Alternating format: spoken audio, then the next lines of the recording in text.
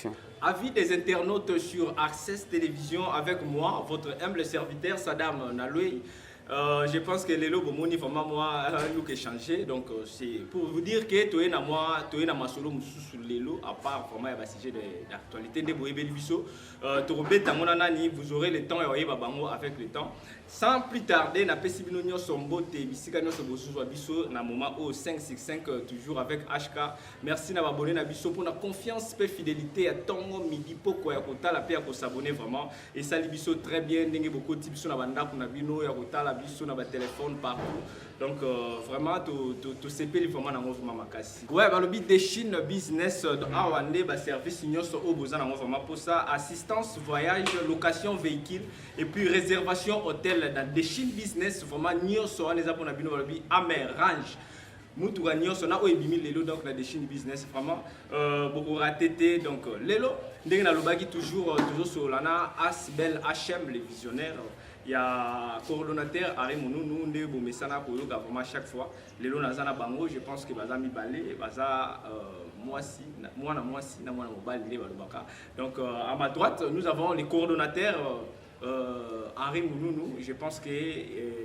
na gauche nanga ezabongo mama Kevin Kobe balobi aza chargé ya protocole voilà na bango nde tosola vraiment masolo ya HM le visionnaire eza nini bauti wapi bazokende wapi balingi nini mais je pense que faut pesa à mbote pour que bozwa ben na bango pour comprendre banani o naza na bango les coordonnateurs mbote ndeko journaliste vraiment c'est on a biso ya royamba yo na avis des internautes sur Access Télévision. Mais je pense que HK a liboso na yo moi un mot par rapport à l'émission et puis il y a beaucoup de cadres je ne pense pas que vous en avez là-bas puis la batunyo so ba otala yo vraiment na Access Télévision et vraiment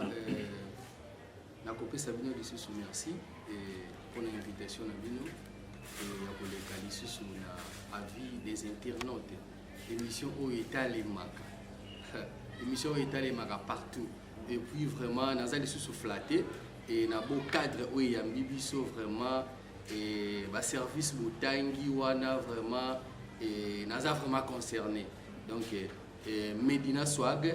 et na yo kakango le long moment on a vraiment pour vivre beau cadre oyo et ya bibiso et pesibiso vraiment espace et na ko bosanate et batunyo so oyo bazalaka branché na Access TV bozala branché ndenge bomisana bozala branché pour na koyoka message oyo Asbel le visionnaire et memeli bino na tongo lelo merci. Voilà, merci beaucoup. Là c'est la parole d'honneur il y a les coordonnateurs de la lobaki na gauche nanga nous avons chargé à protocole Isabongo maman Kevin Kobe, maman Kevin Mbote na yo. Mbote monsieur journaliste. Voilà un mot aussi par rapport à l'émission et puis nabatunyo so ba olanda yo na Access Télévision moi le bapona bango so peut pas s'abonner so peut pas tala yo car ndem tout ça na maloba donc na pesi vraiment merci na ba abonné à au balanda biso toujours nazo senga na bino te bo continuer toujours ko s'abonner ko télécharger donc tout qui est toujours de l'avant merci na bino merci. Voilà, merci vraiment. On est là qui bongo maloba ya invité na biso o tozana bango. Avant to kota na ben obeta masolo na bango, to pesi vraiment le sako tombote na la team Dubaï balobi tout ILK action des jeunes pour un peuple uni balobi la team Dubaï Garaboye avec les coordonnateurs Peniel docteur Peniel Moulopo toujours soutenu par le vice-président des étudiants du Congo. Amour Kassongo, amour comme Bolingo, amour comme Kassongo, amour comme Mapendo, donc la team Dubaï, donc Naïel Karaboué. Donc merci vraiment Nabino. Les coordonnateurs, toujours Betasiko, Masolo, il y a Asbel HM les visionnaires. Je crois qu'il faut tous vraiment tout droit au bi. HM les visionnaires et Zanini et puis Eutiwapi. Et en tout cas, merci encore une fois Ndeko journaliste pour la marque. Et Asbel le visionnaire et sa association s'habite lucratif. Ils allaient structure où ils sont ici bajene et bajene où bafandaki et batali commence que makambo ezo kinde et to sangani et to pesi idée à posala Asbel le visionnaire. Donc Asbel les visionnaires eza lisanga ya bandeko basangana ki pour que ba pesa likanisi wana na moi mukie na bato ba Rolanda on access télévision ba retenir vraiment nini sur parce que mutu mususu pas rolo ba non ngape na zala jeune je veux aussi na sangana bango mais aye ba un peu moi une petite historique par rapport à HM les visionnaires et ça là vraiment très bien. Vraiment merci encore une fois pour votre parole et Asbel le visionnaire est créé et par rapport il y a vie où tout le monde a dit bandeko na biso orphelin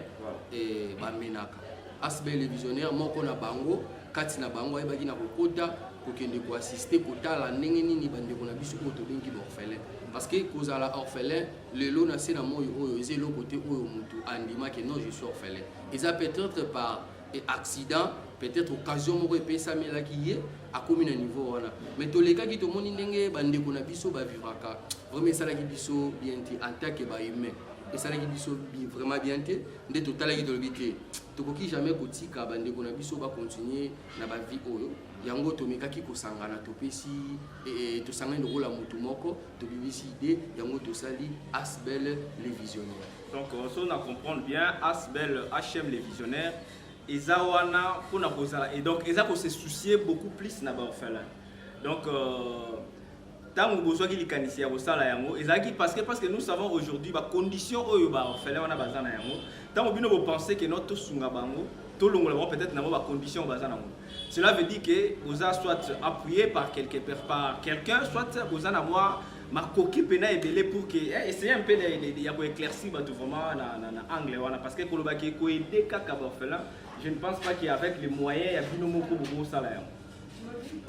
Vraiment, messieurs les journalistes, et merci encore une fois pour la parole au Pessingaï. Asbel le visionnaire et un souci et à Kokabola, moi d'ambo oyo azalaranango et pour na assurer peut-être moi les boumou ya bande qu'on a biso oyo to bengi borfele. Vraiment en tout cas biso moko to kokate. Vraiment tous na batu oyo ba tiaka biso vraiment moi maboko batu oyo to bengaka les gens de banquiers. On est vraiment mutu azana motema. Et na bobosa na été ingénieur Papi Lokumu depuis Bounia Azolanda biso un bon papa il est vraiment à la race qui to bengi et vraiment tous en descente tous en eloko mon poto sala pona borfele vraiment kangaka vraiment muté maté et baza ba membre na biso au moins que baza musika mais baza na biso de près vraiment ba contribuaka et na action nyonso oyo Asbel na biso et qui taka sur le terrain pona ko sala mutuloko la madame Mami Pia Bosiko depuis France et bon maman il est vraiment à la race qui te bengi et tu sais maman tous en eloko botolunga tout ça là vraiment atika ka biso te loko la tantine Angèle Sonso depuis Canada vraiment ba belle écoute ka vraiment tous à la soutien il y a bande comme sou baza libanda ba accompagner ka biso pona œuvre. Donc si je comprends bien vision il y a HM les visionnaires ils ont ko aider na mo ba orphelin ici donc ko aider ka orphelin c'est tout. Bon na koloba et tout d'abord vu que tout ça nous au début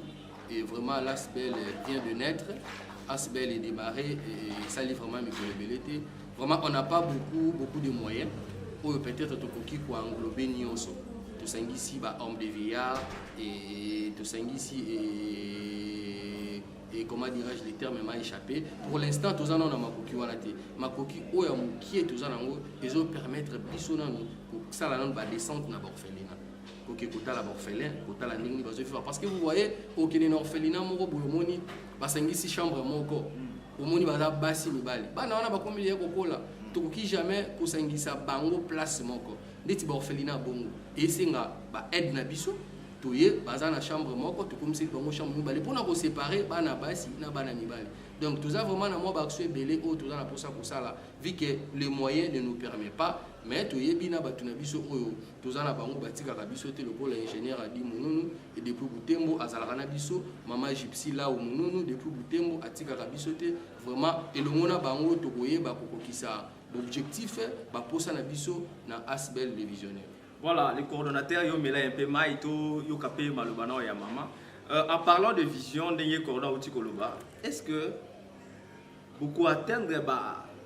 orphelinat nyo sur la République démocratique du Congo d'où ya Kinshasa to ezana ba orphelinat o déjà eza bien possible ya maman keto. Merci monsieur le journaliste pour la parole ici. Donc, tous les orphelins aussi. Pour le moment, il faut atteindre l'orphelinat soit étendu en Bokaoté. On est d'abord au début. Donc, malembe, les ambazo sont pour que les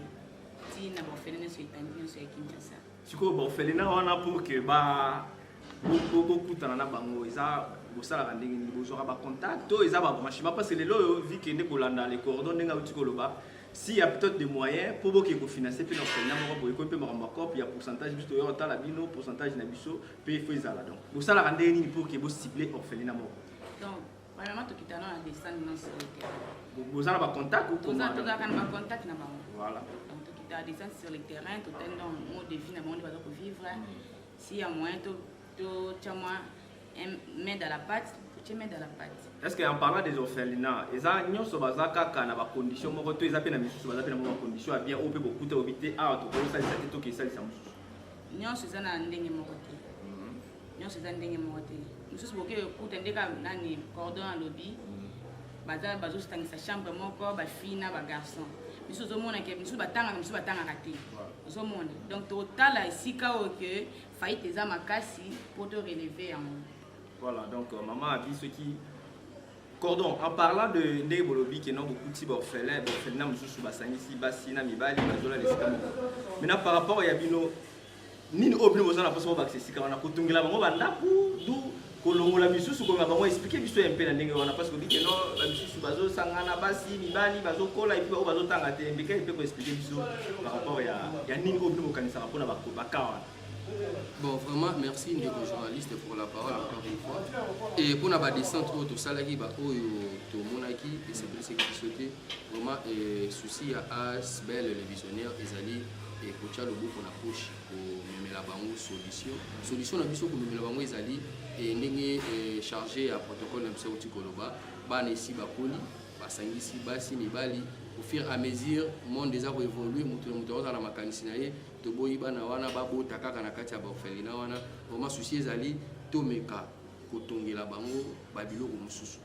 cela veut dire tomeki ko améliorer ceux qui basent une chambre to bakisi deux chambres to bakisi soit trois chambres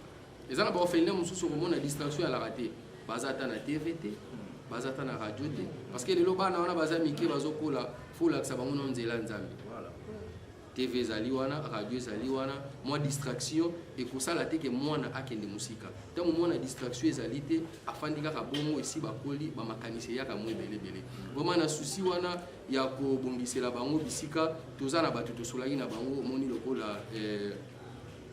monsieur Fabrice Lubala un bon papa et abengaki biso to baki ndeni to kosala naye pona ko kita na terrain pour ko améliorer conditions de vie ya bana wana auto bengi ba orphelin pas dépourvu et bano baza délaissés les enfants abandonnés. Le coordonnateur, pourquoi seulement les orphelinats tout ba orphelin parce que bato sunga baza pe belé les lo ba shege bazali na so ki na ba boulevard na biso mona ba kufa biso ba tambola ba luka tamwa 100 francs bino pourquoi kaka orphelinat tout ba orphelin. Merci encore une fois aux journalistes pour la parole. Et bon, tu me regardes à la condition de vie. Au moins, bango pour nous cibler, bisika ba fan de raison moi pas. Orphelin, au que non, à vivre à orphelinat. Ils ont un centre d'hébergement et place et 5 sarabango. Donc on s'allie déjà des centres ouana. Ok, au moins à condition de vie na bango. Ils ont différents na muto yozo kakaka, peut-être par exemple Chege et peut-être par exemple à délaissé. Et celui qui n'a pas de père, et celui qui n'a pas une maman, ils ont pas si pour nous détecter Azawapi, mais orphelin, ils ont facile pour nous détecter. Il y a un autovisa qui est beaucoup plus qu'un orphelin dans un premier temps. Au fur et à mesure, tant que tu as la asbel et pour élargir, et tu vois, pour nous bande qu'on a besoin de sous.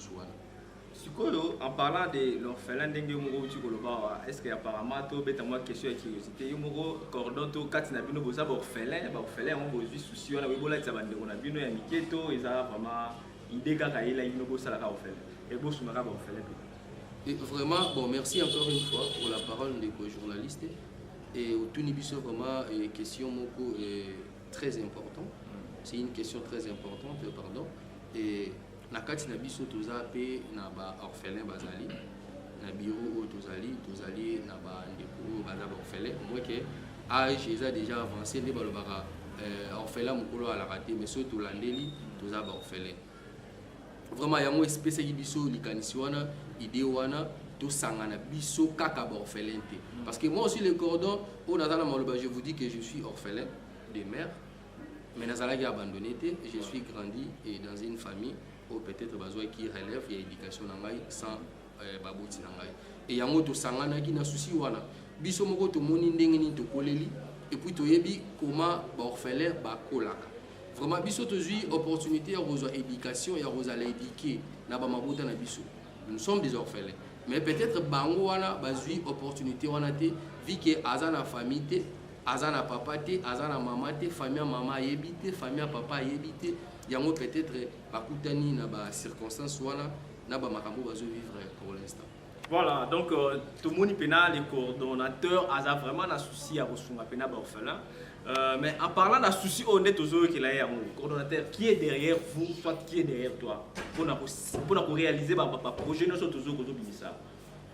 Et bon, pour l'instant, tous en avons contact, tous en avons trouvé au Benga Bissou et Bazoli Ngabacha, Maboko, na poche pour na ko memeloko et qui est vraiment musique. Na obo sanate et tous en avons membre na biso moko héritier ngoma et moi na Japon vraiment atika biso te. Ata na Japon toujours azalaka connecté ayeba ndenge nini évolution ndenge nini vraiment tous en avons tous en avons lokola ingénieur Adi Mounounou et tous en vraiment na batu oyo vraiment et bazolinga vraiment pour soutenir biso pour que tout yeba pour ça objectif na biso na kobosa na te coach Charles Itoto depuis Afrique du Sud a kolande mission oyo un bon papa azana mutema malamu kosunga vraiment lobaki derrière biso a kokoti loboko na poche pour to yeba kokokisa ba souci ya bana oyo na kobosa na lisusu te madame Nathalie Itoto depuis Allemagne azolande mission oyo un bon mama ko azana mutema malamu ya kosunga vraiment asiraki biso et tozozela ba moment soki kokisami et puis tokoyeba ndeni tosala ba descente na ba orphelinat pour na koyeba ko résoudre ba cas misusu ya niveau na biso. Voilà, wana pena koto fo mama alobana nous passer to lingate mama vanda donc yo sala pena malamu te mama Kevin na nyoso oyo na yo ki cordon abimisi déjà awa. Qu'est-ce que vous avez déjà réalisé comme action dans HM Visionnaire? Merci, monsieur le journaliste, pour la parole des sources. Je sais déjà descendre déjà dans le fait de mon pote, qui est à la Bango. Je pense bien sûr que nous avons d'être le 29 mai. Qui est déjà dans le fait de mon qui est à la Bango. Total qui Bango, tu parles de Bango Magie, tu lié, tu sais qui na Bango. Donc, c'est vraiment journée ensemble dans la fin. Mais oui, parce que tu es là, tu es là, tu es là, moi geste moi boye alibino ule na bino na simana na ebite so bino pe bosaka même le corona bateau to yebi wa ndi bakoma koloba lelo balobaka malobele ka musala te donc musala ile ka maloba donc bino mo ndo mona ka ba des sur le terrain na musala ndi bole siko na moi bikio bosaka wana ezaki ke no mama Kevin a bimisa 2000 le coordonnateur a bimisi ba membre nyonso ya bureau ba bimisi to mbongo pene utaki wapi pour que bosala action bosala ki le 29 mai ndemo tu donc tant que le but dans asbel les misungia mutu nyonso boza uzana kati ya asbel oza libanda ndeti en passant de salir mon papa ilunga de Paul yatika biso de comment comme malamu asunga biso de loin de près na ba prière na maman Élysée Kashubad Katanga ye pate ki moi le boko ndambu ko bana ba meka ko seka mo pour la 29 wana donc par rapport à date wana ezalaki boretena ki yango ezalaki nini une année à Asbel ezalaki vraiment par rapport à date wana bozaki ya le 29 donc date wana ezalaki une année à Asbel te ka date to somo to sepela ki poto ke kutana bango to ke ko partager na bango solo ba manka depuis tant mon live. Voilà, merci beaucoup Cordon. Je pense que par rapport à l'action au mené au maman Kevin à lobby, je pense que ça quand même des Bosalaki Banda Asbel et Botami. Vraiment Banda Asbel et Botami et action ya mwana to salaki et to mekaki na nous conseil la no ba force ya biso moko et to mekaki ko quitter sur les terrains et to kendaki ko tala bana wana et mais toza na ba action mususu tozali kolinga to sala deti ba rentrée scolaire ya ngolo et toza na bana o batanga orphelin o batanga ka mutu pe zo ba mo en charge et toza pe na organisation mo to linga to sala pour la rentrée scolaire ya bana wana leti madame et mamie Chiswaka Lukumu abengaki biso depuis Bunia ndenge nini bosala pour la rentrée scolaire ya bana wana eza kaka na ba masolo toujours solola jusqu'à ce que tu comme après les permettre biso tout ça la descente pour la rentrée scolaire ya bana wana bato mosusu oyo baza intéressé te na makambo oyo baroko osilika abika bafele kaka donc peut-être but ya HM les visionnaires lelo oyo na Access Télévision ezalaki vraiment beaucoup plus balobela vraiment nini na bato baotala les coordonnateurs but ya création ya ASBEL les visionnaires ya passage na bino bon but ya passage na biso lelo na Access TV na bosa na Access TV te tikara biso te chez nous Access TV amema biso musika vraiment nzambe apambola bino Access TV pour na ba soutien na bino but ya émission ya lelo ezali toye kobeta lisolo ya ASBEL tobeti lisolo ya bana oyo bazali borphelin toyebi ndenge ni ba vivaka peut-être mutu a rolanda biso na sima ya émission oyo amoni que non azana souci wana ya kosunga borphelin peut-être azana attente parce que batu nyonso lelo bazala na attente mutu muso asalaka ti dimanche azana attente okita kokende na orphelin mo songolo mpakala aklingaka beaucoup plus ko associer ba ASBEL oyo tobengaka ko bazali sérieux associer bango bakomi pont na ye bakomi lien na ye peut-être derrière ASBEL wana mutu wana koki peut-être ko atteindre objectif na ye donc objectif na biso yango wana toleki po bato bazwa contact na biso peut-être bakoki kosunga baorphelin na sima ya ASBEL les visions. Voilà, vous profitez maman ba contact wana pour que et après au boss na biso te na makanisi peut-être par rapport de tout autant moderne vraiment adresse bon na question moko yaki sur wana HM les visionnaires ils ont déjà un siège adresse tout ça donc c'est un peu à expliquer dans nos bateaux ba Rolanda bino pe bazana ba soutien na bango ba boya na na balabala boiti bon na ko meke mpe ko kota na moi Bible même la Bible nous dit c'est lui qui est capable de donner, c'est lui qui est capable de faire du bien et ne le fait pas commet un péché. Bon, na ko s'adresser directement mutu oyo batu ya banquier mutu oyo azana posa ko sunga HM les visionnaires et kende de bosso pour HM les visionnaires a ko sa souci a ko sa peut-être pour ça soit à changer condition de vie ya ba orphelin et belé otoyebi a contacter biso na numéro oyo plus 243 948 30 20 plus 243 948 30 20 peut-être nanzela ya numéro wana akobenga biso tokokuta na tokosolola tokoyeba nde nini tokoki kosorganiser pour na accueillir bango vraiment toza na posa na bino ASBEL le visionnaire ba porte déjà grandement ouverte on a besoin de tout le monde homme d'affaires fondation moko songolo mpakala ya munene peut-être azaka na posa kokaba peut-être azana mutema wana ya malamu ya kosunga vraiment HM les visionnaires yango eza liboso na bino eza na posa ya soutien na bino na soutien na biso to sangisi to sali force to pesa ngo force pour na porter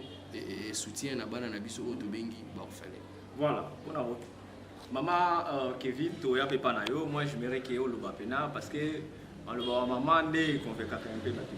Oyebi ke tu otalaka caméra o HK o ezana batu bele avant de venir na mbongo boya chango pembeni wana boya ba na kosa na mbongo. Mais ce cas, il parole et maman Kevin Kobe. Dans la réalité, il y a mon orphelinat. Nous n'avons pas contacté.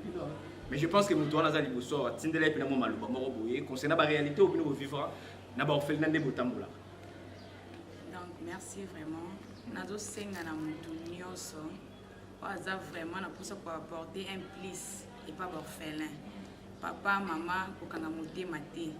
Les lots sont aux envies. Bana no bazo sepelo boyebi lobi no te borphelin wana bazo lia te bazo tanga te donc vie na bango eza bien te soki ozwi ata mwa ndambo no tindeli bango to contribuer kotala bango e kosala bango bien donc kolobano papa merci nzamba pambola yo donc nzamba kopambola po ki kolela ya orphelin donc mutu nyonso o azana makoki o amoni ke non message ezoleka esepelisi donc ekisi mutema passe azana posa sunga borphelin to borpheline donc a contacter biso na numéro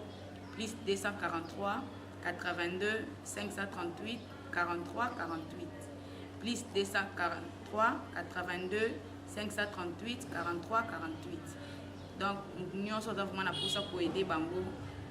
porte eza vraiment ya kofungwama tozosela bino nyonso. Mais eza mpe na motu moko avanda peut-être andaka bite so nayoyika kombo na nga mpo mama kefi na libere na nga mpe ah donc wana parla na kotanga kombo ya papa na ngai moko papa alingaka baorphelin mingi ye soki akimaka baorphelin akangaka motema te papa Dikoka Cyprien mama Nathalie ye mpe ye na mabondeli na makambo nyonso asungaka baorphelin na Jetika Simbi na mama na ngai Tina nabosani te maquilleuse na biso na bosani te donc ye mpe aza na posa ya kosunga baorphelin malgré ayebisaki nga aza mosika aza na posa kosunga bango vraiment na sepeli makasi. Merci. Voilà, bato wana nyonso vraiment tant bakoyoka mbela, je pense que boyoka pena ke no makambo te ozala. Mais les coordonnateurs par rapport à l'organisation na bino ya HM les visionnaires, comment vous organisez vous salaka ndenge nini bokutanaka ezalaka pena ndenge nini essayer un peu expliquer biso ndenge bo fonctionnera na HM les visionnaires. Vraiment, merci encore une fois pour la parole de vos journalistes. Et structure Oyo, ils ont vraiment bien organisé. Ils ont vraiment bien organisé. Nous avons un bureau, nous avons la vice-président et nous avons la chargée à mobilisation, Rose Peso, j'ai salé à Passa, et nous avons un protocole na biso et nous avons vraiment un bureau Oyo Pena Ezali et Fanda. Bureau Pena Ezali. Vraiment, peut-être on a posé ça que est-ce que c'est sérieux Ezali? Ce qu'on y est au bureau Ezali. Bureau vraiment Ezali. Donc, la réunion et ça la maca, au bengaka, tout ça la maca. Oui, vraiment, la réunion Ezali, tu as vraiment la réunion, tu as bengaka ceux qui régence Ezali, tu as bengaka la réunion, tu fandi, tu sololi pour faire avancer la œuvre. Voilà, les coordonnateurs, je pense que tous ceux qui ne peuvent pas, comme vraiment na déjà émission na biso, mais il y a qui vraiment temps pendant 2 minutes. Coordonnateur au solo la nabatu nyonso oyo ba Rolanda yo pour avancement ya œuvre oyo ya HM o loba pena na motema oyo za na yango wana ba yoka yo. Vraiment merci encore une fois pour la parole. Et bandeko nyonso oyo bazolanda oyo ba Rolanda émission oyo. Vraiment je vous dis franchement nos portes est grandement ouvertes. On a besoin de votre soutien. Où il y a soutenir Asbel les visionnaires moralement, physiquement, spirituellement, financièrement. Nos portes elle est grandement ouvertes. On a besoin de tout le monde. Oh, je suis politicien. Asbel c'est apolitique. Mais tu vois qu'il y a aide il y a politicien. Nous nyonso oyo asepeli ko landa biso, ko tambola na biso, pour to ko kisa objectif na biso oyo tozala ngo. La porte na biso est grandement ouverte. Tous en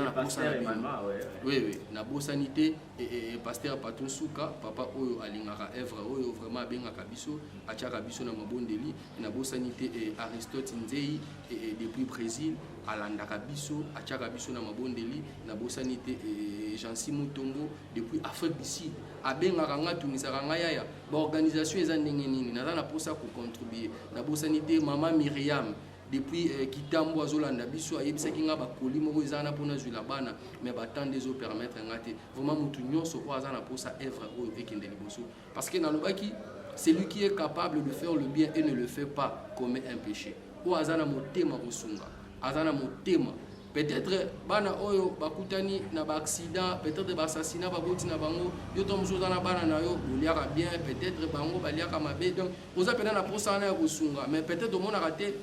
na otambola na banani bato nyonso bakoma baventurier vraiment maboko na biso eza polele toza na posa na bino totambola na bino elongo po topesa bana na sourire topesa bana na chance topesa bana na espoir peut-être oyo babungisa kala mais ntango mosusu nsima na yo nsima na nga tokopesa bana na espoir.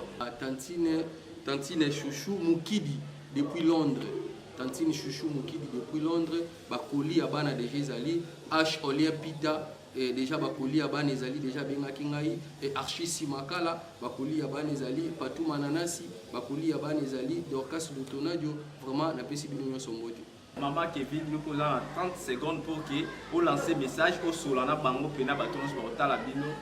nayebi ke ça va avoir faiblesse. Vraiment tozosenga kaka na bino